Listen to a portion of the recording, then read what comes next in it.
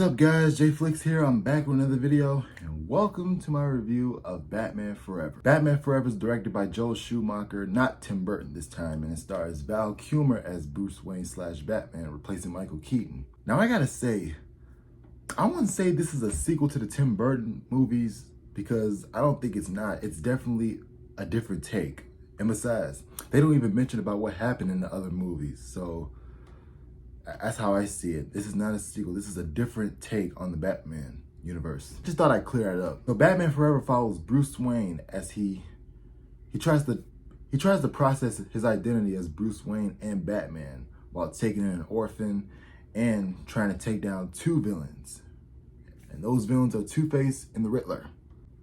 And when it comes to Batman Forever, I kind of have a soft spot for this movie because when I was a kid, I used to own the VHS tape and I used to watch it all the time because it was really entertaining and I thought it was a good movie, and I was a kid at the time. Now as a young adult, I realized the movie's not that good.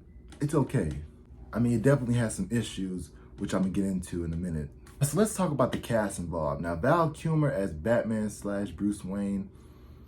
You know, I like Val Kilmer. He's a good actor, and I have to say I did really like his Bruce Wayne, but him as Batman, I mean, he was okay as Batman. I mean, even though he gave some cheesy lines in the movie, like, it's the car, right? Chicks love the car. I don't think Batman would say anything like that. But overall, he was okay. Definitely not the best Batman, but that's all up for today. Now let's talk about the villains.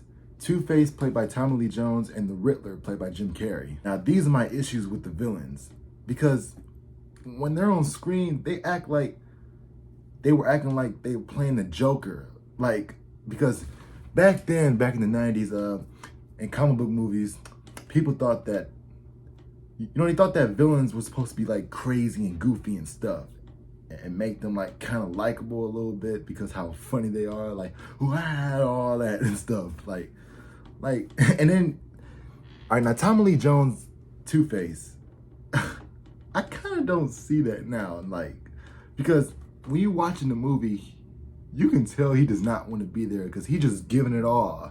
Like, blast him! Like, he does not want to be there. He was probably just there to get his money and then get out. But Tommy Lee Jones is Two-Face. Hey, at least they saved him in The Dark Knight. Now, Jim Carrey's Riddler. Now, I love Jim Carrey. I've been laughing at this guy since I was little. And I thought his Riddler was okay. I mean, he was definitely given the role as all, but he was really just being himself. It was just Jim Carrey being Jim Carrey. And we like that because we love laughing at him. I love laughing at him. And yeah, he cracked me up in this movie, but his Riddler was okay. I didn't have a problem with him, but he was really just being Jim Carrey as the Riddler. All right, those are my issues with the villains now. Now, let's talk about Chris O'Donnell as Robin. Now, I really didn't have a problem with him. I mean, I kind of liked him, and I thought Chris O'Donnell was okay as Robin. I mean, I never really saw him in anything else except for this and Batman and Robin, which we'll talk about pretty soon. I didn't really mind Chris O'Donnell as Robin. I mean, he was just this kid who, spoilers, his parents got killed by Two-Face. So Bruce Wayne takes him in, and he's all angry, and he's hungry for revenge, to take down Two-Face. And so that's actually his character.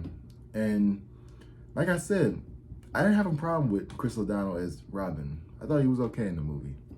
All right, let's talk about the love interest of Batman, because Batman always got to have a love interest, and that is Dr. Chase Meriden, played by Nicole Kidman. And I thought her character now does not make any sense. I mean, she kind of comes off as a girl who has a gigantic crush on Batman. And there's also a scene, I'm not sure if this is a spoiler, but I'm gonna just say it. There's a scene where she uses the back signal to call him, and Batman thinks it's Commissioner Gordon, like always. And he's all, she's all talking to him, and she's trying to seduce him. I was like, oh my God, this scene is so cheesy. Does she even know what she's doing? Like, Like, they meet at the beginning of the movie, and then I guess she literally becomes infatuated with him, and now she used the bat signal to seduce him. Like, oh my God, this girl is dirty. But overall, she's actually a good character, but her character doesn't make any sense though. But I mean, don't get me wrong, I like Nicole Kidman, but her character doesn't really do much. I mean, yeah, she's really hot and gorgeous to look at in this movie, but her character doesn't make sense. She's just there. All right, so my final thoughts on Batman Forever. Batman Forever is an okay movie. I really don't have a problem with it. I mean, the only problem I have with it is the villains and Nicole Kidman's character, kind of. And but overall, it's an okay movie. It's really entertaining, and if I'm ever in a Batman mood, I will put this on in the background. Anyway, that's my take on Batman Forever. So comment below. Let me know what you think. Make sure you subscribe. Catch you next time.